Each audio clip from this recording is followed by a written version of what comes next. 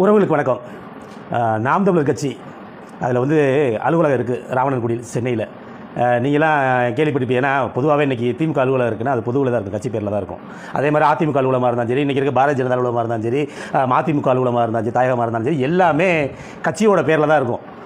ஆனால் இங்கே மாத்திரம் அவர் அண்ணன் பாக்யராஜ் அண்ணன் பேரில் இருக்குது. எப்படி அந்த கட்சியோட அலுவலகத்துக்கு வாடகை கட்ட முடியல, அது ஏலத்துக்கு போகுது.